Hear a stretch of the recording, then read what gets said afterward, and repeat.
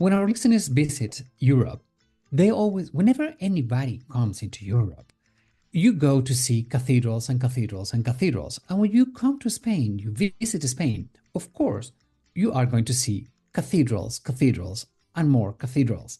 But Francisco, wait a minute. What makes you think that you're going to visit cathedrals when you're in Europe?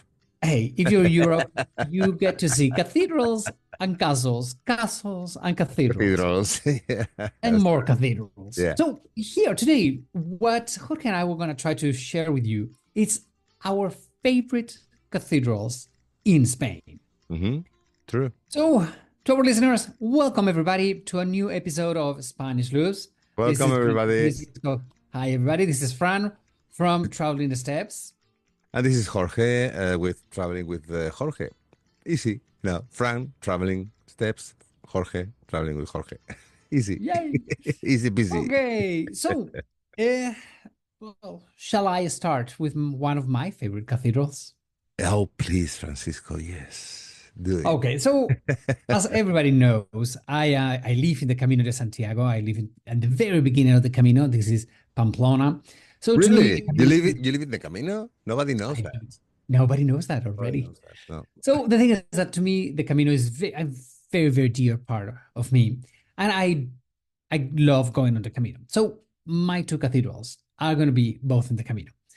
The first one, it's in the middle of the Camino, is the Cathedral of Burgos. Beautiful. Oh my God. Oh, it's a beautiful building. Isn't it a breathtaking Absolutely temple? Yeah, it is. So yeah. Santa Maria de Burgos, it's I would say, the most spectacular Gothic cathedral in Spain, talking about architecture. Mm-hmm. Okay? Because, yes, as everybody knows, you go to a cathedral, we have the best stained glass window, we have the best altarpiece, we have the best relics, we have...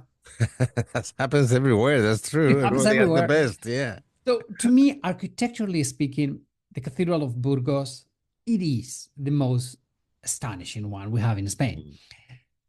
Everything started, well, we do have the precise date we put the first stone. We're talking July 21st, 1221, which I love it because it's 21 of one, it's 211221. I love it. It's July 21 of 1221. Anyway, it was placed by King of Castile, Ferdinand III. And when people don't realize that when you're going to start constructing a cathedral, you're going to start from the head, from the altar, all the way to the main entrance. You don't do it the other way around. So everybody, when you go to a cathedral, normally the oldest part of the cathedral is going to be the main altar. How come? Well, in the moment you construct an altar, you can start celebrating Mass, you can start asking for money.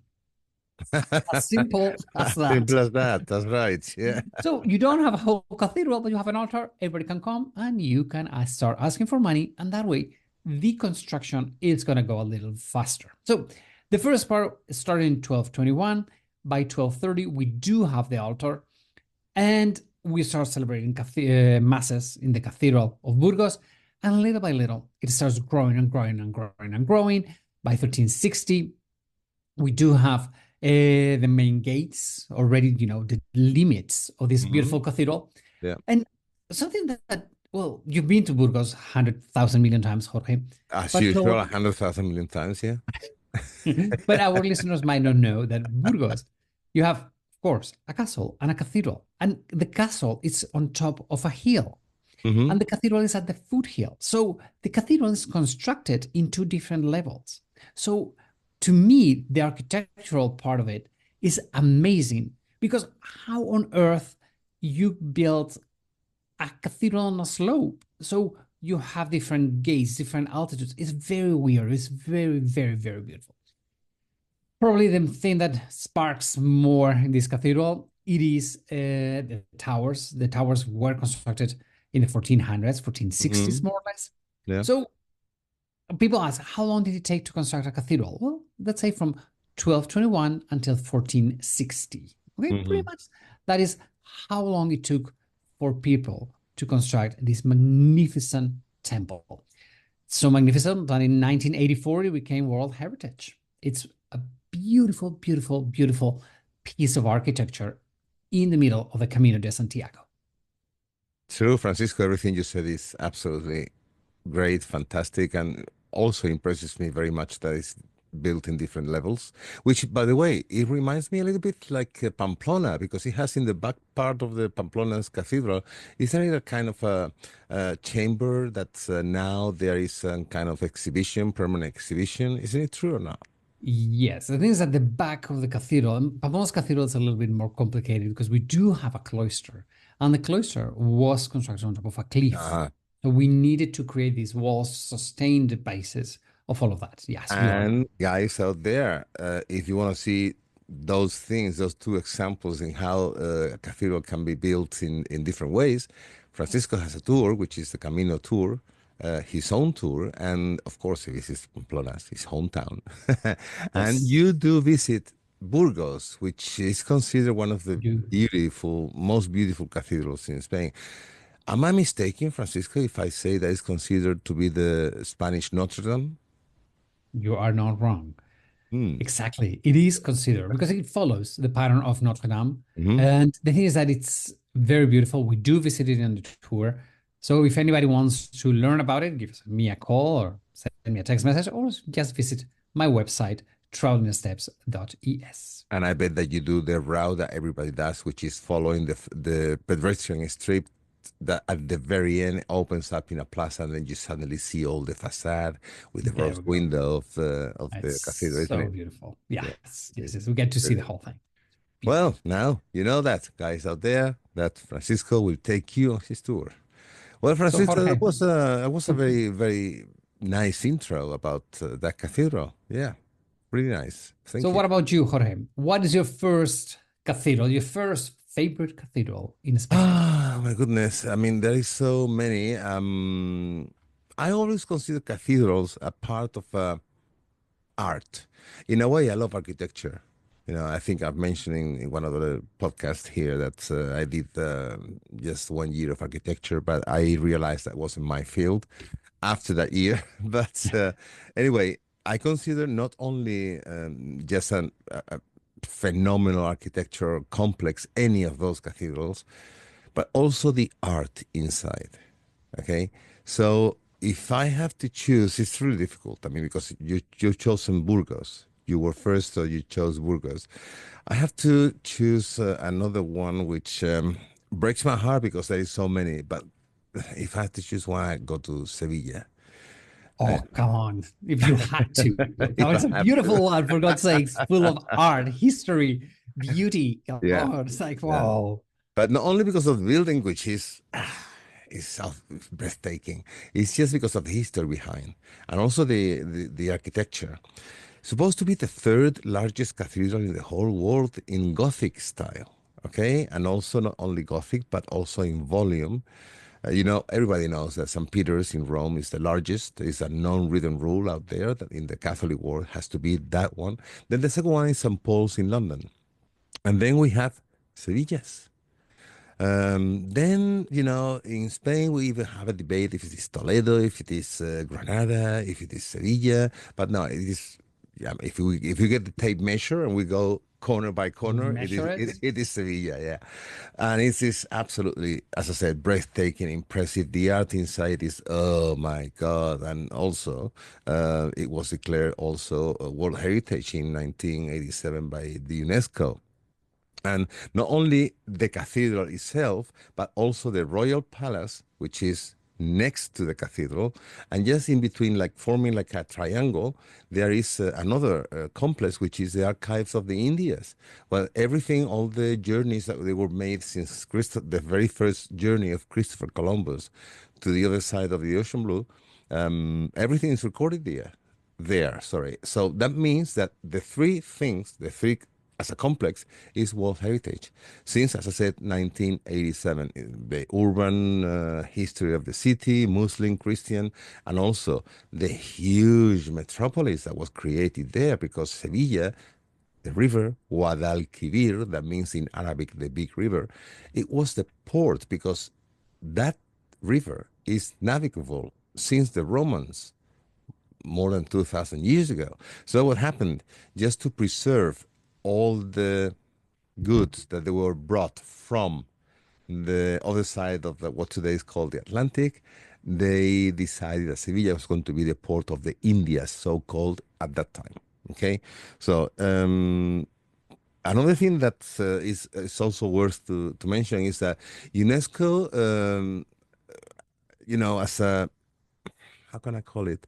As an addition to all these historical circumstances, what really valued was the integrity and good state of the conservation of all those historic buildings. That was amazing, because imagine after almost 500 years of being finished. Anyway, But Jorge, I mean, the Cathedral of Sevilla, it is, to me, it's a miracle that it has stayed the way it is, because we start with a Muslim temple, hmm and then it correct. was all restored, and well, not all of it, but most of it was restored to become a cathedral. So from mosque to cathedral, it is so beautiful. Well, let's start from the beginning. Now that you mentioned about the Muslim period, okay? Mhm. Yeah, it was in 1147 when became the capital of the Muslim Empire, covering the whole of the Maghreb. Maghreb is a region that nowadays is in the north of Africa, but Spain at that time, the Iberian Peninsula, that part, the southern part, was considered part of the Maghreb. That's the name of it. So what happened? It was they had to make a mosque, and it was the Yeah. Great Mosque. Actually, the what is the grounds of the cathedral today, including the patio and the tower, everything was a huge, big mosque. That was called the Great Mosque. Anyway, it was built. It took not so long, just barely 20 some years to have it built. Huge one. This is an estimation. The capacity for people inside was about 25,000. So imagine how, yeah, I mean, that's big. imagine the size of it, including also the patio of the ablutions. That that they have to go on their rituals to clean themselves before going to do their prayers 5 times a day, I think it is. And but well, what happened? That it was in the year 1248 that Ferdinand III just reconquered the city, and well, reconquered. I don't like using that word, but anyway, it was the Christian that got into the city. And then it was years after it was totally demolished, the entire thing, I'm sorry. And then what they decided was to preserve the tower and the patio. The tower of the Cathedral of Sevilla has a peculiarity that it has a twin tower in Marrakesh. It's the same I architect. I didn't know that one. Yeah. If you ever go to Marrakesh to the square of El Fnac, Okay. The main square with El the Fnac, no, I'm sorry, El Fnac, not the C at the end, El Fnac. yeah, it's And not. you go to those viewpoints there, you will see the minaret of the Great Mosque of Marrakesh, and there it is. You're going to say, excuse me, this is the Giralda? This is the same architect. What happened is that when the reconstruction of the Christian temple was initiated, they decided to preserve the patio as it is, just like a kind of an entrance, like a second entrance to the complex of the cathedral. But the tower, they added some floors just to put the bell towers as a Christian or Catholic temple. What is the peculiarity about that? Because many people might say, wow, I mean, the altitude of the tower is about 50 meters, and 50 meters is quite a lot, 50 meters, or Very high. maybe a bit more, maybe than 50. No, 50 meters is another one, I think. But anyway, it's quite high because there is a law in Sevilla, which is one of the conditions from the UNESCO, that they say that no building in Sevilla should be higher than the tower of the cathedral. Giralda. So it must be more than 50 meters for sure. Yeah, now 50 meters is not enough. Anyway, so what happens if there is any people here, any Arabs or Muslim people that they're listening to us saying, how would they go every day up to the top of the tower to call the population to pray with all those steps being so high? There's no steps. So how did they go up? It was wide enough, imagine the size, wide enough to go a man on a donkey or a horse to go every day up 5 times and then going Wow. down.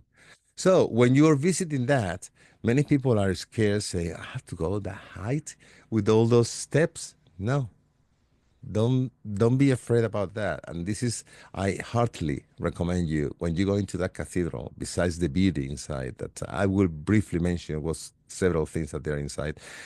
Just go, because at the end of each ramp you have a number.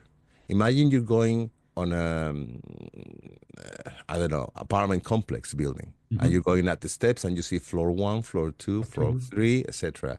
So we know that there is a certain number of floors. So, and in each floor you have windows. So there's always airstreams going in and around. And the higher you go, more chances of wind that you have. So it's not, you cannot suffocate inside. Besides the amount of people that could be going up and down, there is more than enough room for people coming down without bothering those who are going up. And then you know exactly where you are at each moment. So the views from the very top is just breathtaking. It's absolutely beautiful. And now going back to the cathedral, I mean, the main altar is a piece of art. There is pieces by Murillo, which is a local artist. There is also a couple of Goyas, which are the only paintings that there is in Goya. The patroness saints, two girls, in the cathedral. Also, the mausoleum of Christopher Columbus is there. And it's the real one. Because if you go to Well, there. Panama, they say it's theirs. If you go to Cuba, they say it's theirs. Ours is the real Well, deal. actually, there is there's been a documentary recently done, which is out there. It could be found very easily in YouTube. That there's been and everything has been done in total secret. The descendants, actual descendants of Christopher Columbus, allowed it to the authorities to make another DNA test. And apparently, it hasn't changed to the results that came up some years ago. Because of the what happened in the World Trade Center in 2001, new DNA studies developed to identify bodies, and thanks to that, in those few years after 2001, they came to the conclusion that at least a couple of bones of Christopher Columbus were there. So the Oh, results are exactly the same. Yeah, the results are exactly the same. So yeah, I mean, the color of the stone is absolutely beautiful, fantastic. When you just appear in one of the narrow streets in the Jewish quarter in Sevilla, and then suddenly you see that tower in front of you, magnificent. I mean, up to the point that it was used to cause chaos in traffic because not Why? yeah, because people used to stop there. So the city hall decided at a point on, okay, only public transportation, not buses, but taxis and emergencies, ambulances, etc., etc. Nowadays, taxis cannot go through there. It's just for pedestrians, and of course, emergencies if they have to go. Yeah. So it's just for pedestrians, and if you're going to buy the ticket online, perfect. But anyway, even now, even though that if you buy the ticket online to go in, you probably have to make a little line to get in because everybody now is doing that. And if you go there without a ticket, you might have the risk of not finding any ticket for the time frame that you want to. That's one of the peculiarities now with all these monuments and the facility that you have to make it from your home. And Jorge, uh, on your Essence of Andalusia tour that Yeah. you have on your website, Mm-hmm. travelingwithjorge.com, .com, sorry, .es, do you No, get .com, to .com. .com? Oh, okay, .com.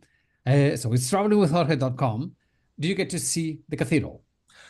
Of course, Francisco. How can I not Hey, gonna take I you? If was you come with wondering. me, you come with me. I have to go and take you there and see the beauty of that place. Let me say this again, Francisco, please. It's not a religious purpose, which, if you are a religious person, by all means, okay? It's just the building, the art inside, the History. magnificence, it's just, I have no words. I have no Yeah. words. Yeah.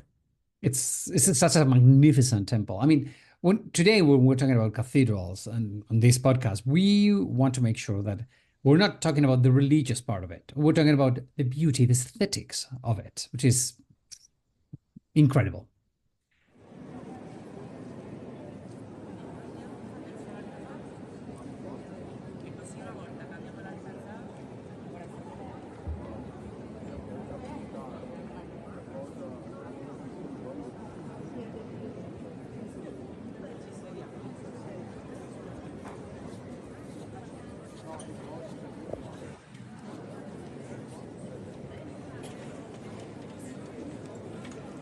Well, now you've seen the beauty of these two cathedrals, but we still have another two. And now is a turn for Francisco.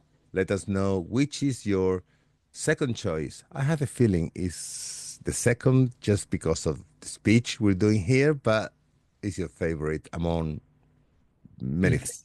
Yes, it is. It is my favorite cathedral, which is a cathedral that is over 300 miles away from Burgos, but they're connected. Uh-huh.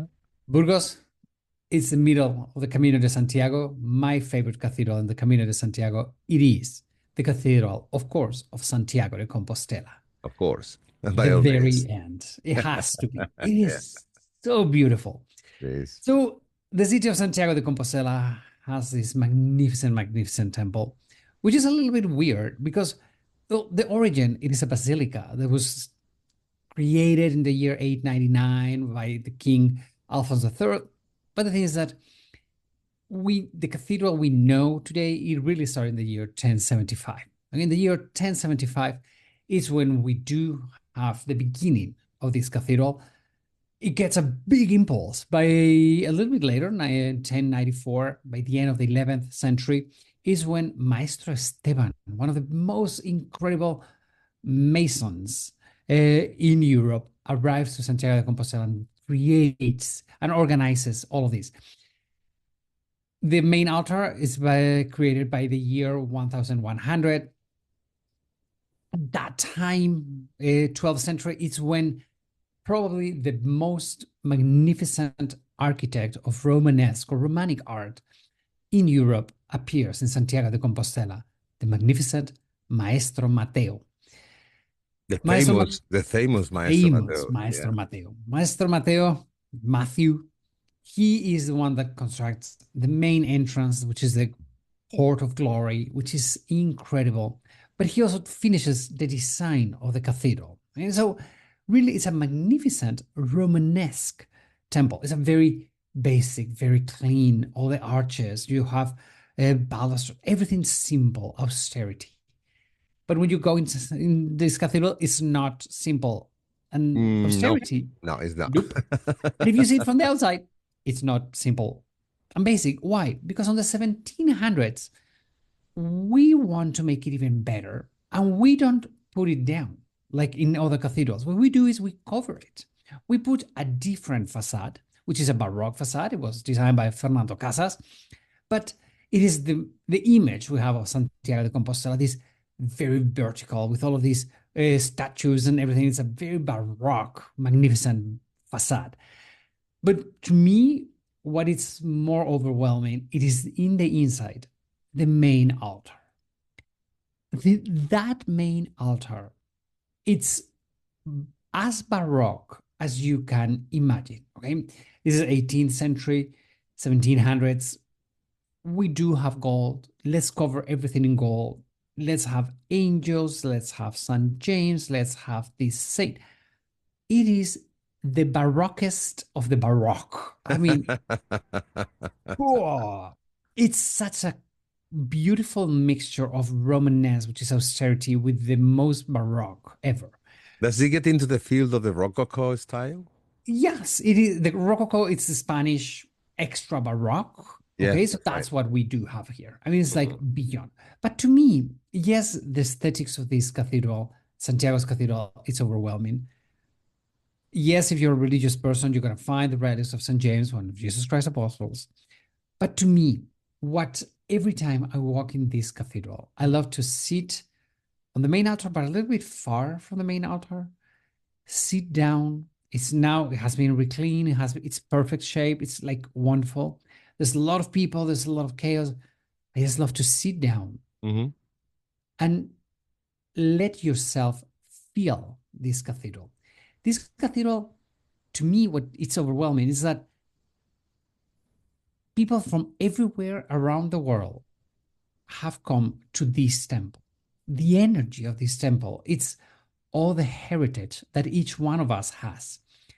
I mean, I always like to say that if you have a 1% of European DNA, 99% chances that one of your ancestors have gone to pay tribute to Hmm. the relics of St. James. So they say, yeah, it's true. So that is overwhelming. That is something that, oh God, I'm getting goosebumps because it's, my great grandparents, they were there.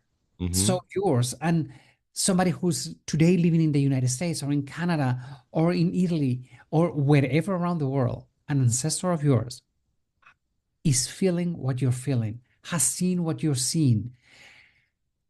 To me, that's the magnificent thing of the Camino. It unites us all. Okay? And Santiago de Compostela, that cathedral, it is the place where everything comes together. So to me, it's religion, it's art, it's spirituality, it's the most beautiful cathedral in the world. Francisco, let us know how can you visit the tomb, let's say that way, which I know is the crypt of St. James. How does it works? So if somebody wants to get inside of the cathedral, by the Yeah, way, you have to get a ticket, okay, of to course. visit the Yeah, cathedral, of course. or it's open for services. So when there's mass, it's open, Mhm. and you will have to wait outside, okay, because there's a lot of people trying to go to mass, so there's a line. And let's say you've got a ticket, you're going through the day, it's perfect, you're inside. So on the main altar, okay, you as you face the main altar, on the left of the main altar, there's going to be a queue, there's going to be a line, and that is the line to go under the main altar where you have the relics of St. James. Mhm.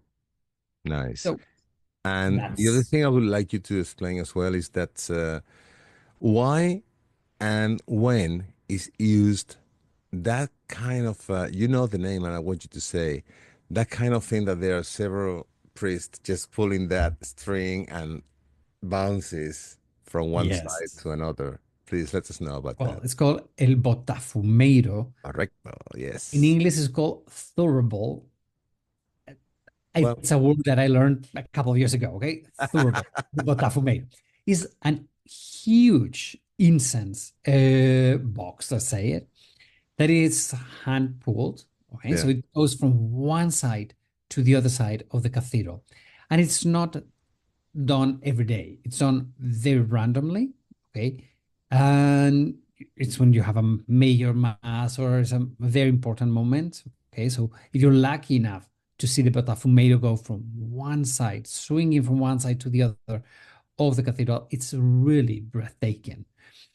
It was to bless all the pilgrims arriving to town Hmm. and also to cover the smell of all the pilgrims getting to town. In the old days, but I guess that now is like a tradition, isn't it? It's a tradition, it's a way of blessing everybody coming to the cathedral. It's a beautiful, beautiful experience. Have you ever seen it? Yes, I've seen it twice. Yeah. And well, I'm a crybaby. Of course I cry. Oh no, as I said earlier, this is not a thing, a religious thing. It's an experience It's, thing. it's an experience. And it's a once in a lifetime if you're lucky enough to see it.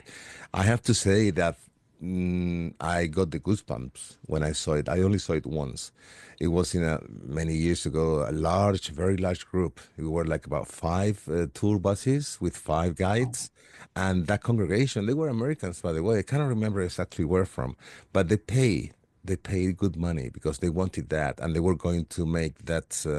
It was a kind of an agreement between the Santiago de Compostela parish and the parish, and it took like about a couple of years of negotiation to make it possible. So at the end, it was possible, and I saw that, and of course, I didn't want to miss it. I was one of the guides, and I was sitting everybody, and I was placing everybody, but then suddenly I just, sneaked to the front of the line, and I went to see it. See, Yeah, it is unique. it's unique. I don't know how to describe it. It's something unique. Yeah, I yeah. mean, just being in the cathedral is breathtaking, but if Oh, of that course, happens, it's absolutely. even Yeah, more yeah, breathtaking. yeah, yeah, yeah. And of course, if you're visiting Burgos in your Camino tour, obviously you're visiting this cathedral as well, isn't it? Santiago's Cathedral. Yes, we're visiting both cathedrals in our Camino de Santiago tour. You are so, And so it can be found in your website, which is travelingsteps.es. Is that right? exacto. Perfect. Perfect. Okay, good. So, Jorge, you have said that one of your two favorite cathedrals in Spain, it is Sevilla. Hmm. But I bet there's one a little bit close to Sevilla as well that you might like. I think everybody likes it. I'm talking about Cordoba. What's not to like about Cordoba? That's right. Yeah. It's called the Mosque Cathedral. Weird, isn't it? Weird enough to me. Yeah. Yeah. And we owe the Isabel, the Catholic monarch, the preservation of that, because when she got into Cordoba and saw the temple, it was, she said, I mean, this cannot be destroyed at all. This is such a beauty. But obviously, just a mosque with Christianity or Catholicism at the time didn't match very, very well. So something very unusual was done with the years. So, Jorge, when, why, how did we build a cathedral inside of the mosque? Well, it was at the end of the 15th century that there was a big dignification in the main chapel, and it was in 1489. A new nave was built where the old chapel of the 13th century was, because, as I told you, many extensions, but they couldn't be celebrated a Catholic or a Christian mass inside of the temple. So they made a little chapel.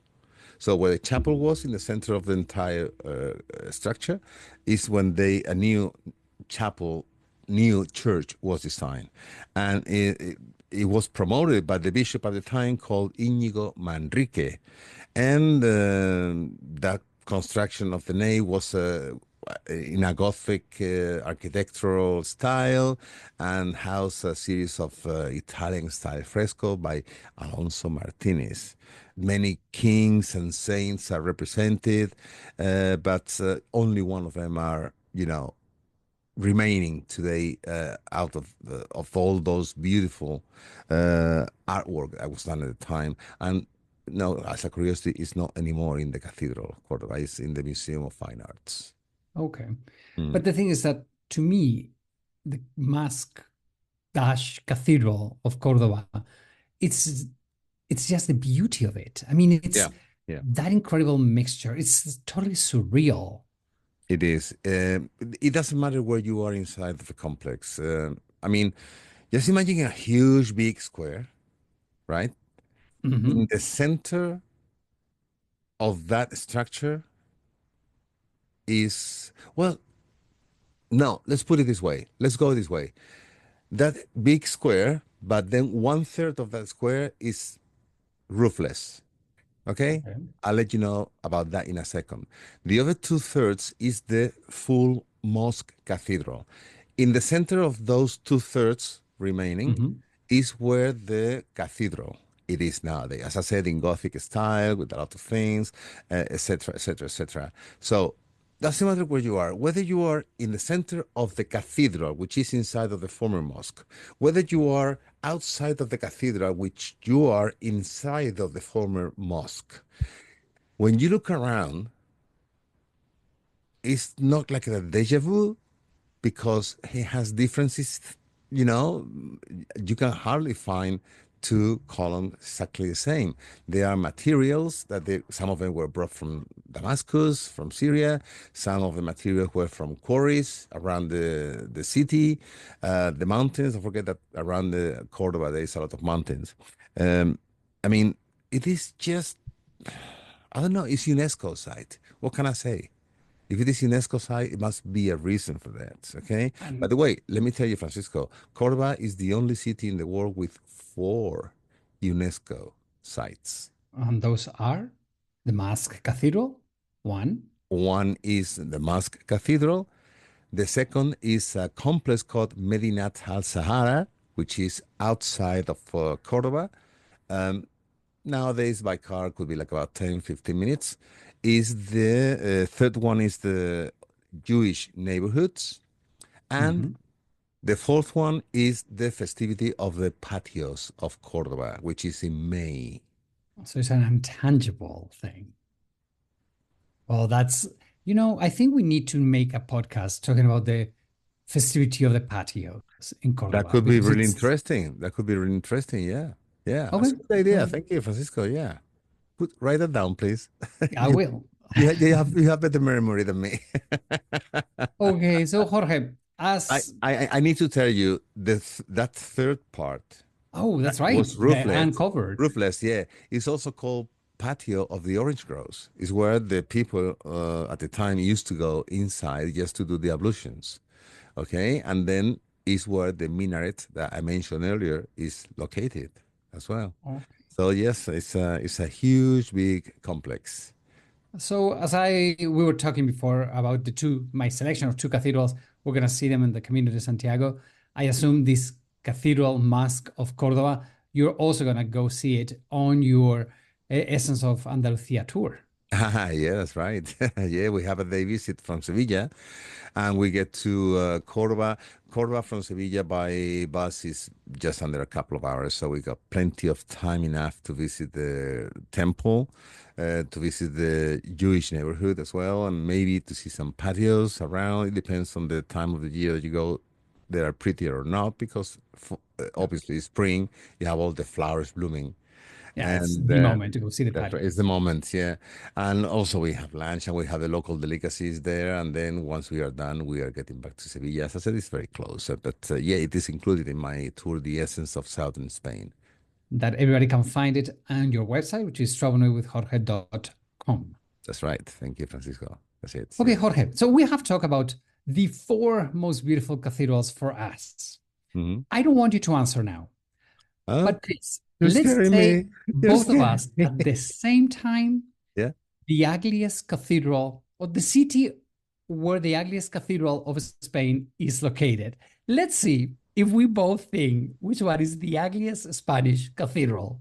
Let me, Francisco, please, let me, Don't oh, say anything, sorry. just say the No, name no, no, at no, the count of three. I'm not gonna Okay? say anything, but let me make a disclaimer here. Um, in the name of both of us, and I know Francisco is going to agree, by saying this, we don't mean at all that the house of God is ugly. Is No, no, the no, no, no, no. It's is the just architecture. architecture. We're Yeah. talking about architecture. There we go. This big So we disclaimer. say it We're at the not talking same about. time. I'll count to three. Okay, let's go. You count down. 1, 2, 3. Madrid. Madrid. Oh, there you go. Oh Oh my my goodness. God. Yeah. Yeah, I mean, come on. The capital of the city has the The ugliest capital of the country. cathedral The capital of the of country. the country. There we go. Yeah. The capital of the country. We have the ugliest cathedral in Spain. Oh my God, La Almudena. I'm sorry. I know you live in Madrid. You love your town. I love Yeah, no. Madrid. But But the cathedral, it's a big no-no. yeah. It's a big It mistake is. of It is. architecture. It's a mistake. Not the cathedral, the mistake is the architectural The architecture. thing. You're Because, right. I mean, if you want to make a podcast another day about the Cathedral of Madrid, why it took more than 100 years to have it finished, it was many things going around. It was a lack of money, political situation as well. And it was just a disaster. And just as a curiosity about that, it was inaugurated in 1993, and it was because the Pope, John Paul II at the time, was coming over to Madrid to consecrate the cathedral. The night before he visited the city and consecrated the cathedral, they were still working in it. Can you believe that? Well, unfortunately, I can't believe it.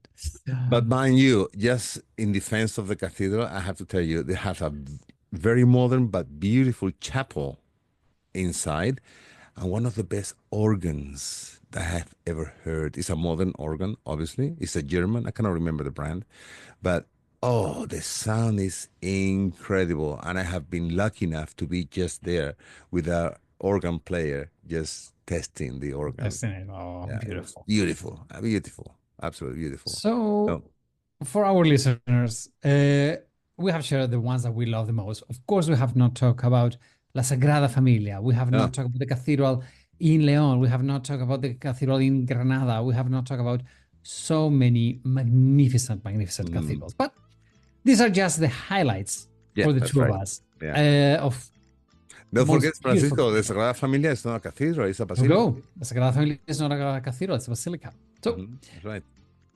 Anyway, Jorge, okay, I think we are done for the day. Yeah, we are. Yes. So, thank you so everybody much. out there, thank you so much, Francisco. Thank you so much. Spanish Loops, Google us. We're there. We're there. Amigos, have a great week. I'll see you next week. And Jorge will see you too. Yeah, I'll see you too. Bye-bye. Adios, amigos.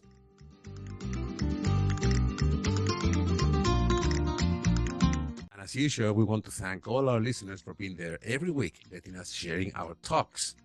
Follow us in Spanish Loops in Facebook, Spotify, Apple Podcasts, or your favorite platform. And in Instagram, you can find us as the Spanish Loops Podcast, no spaces, all together. If you want to find us the quickest way, just Google Spanish Loops Podcast and you will find us. Hasta la vista, amigos. See you next week.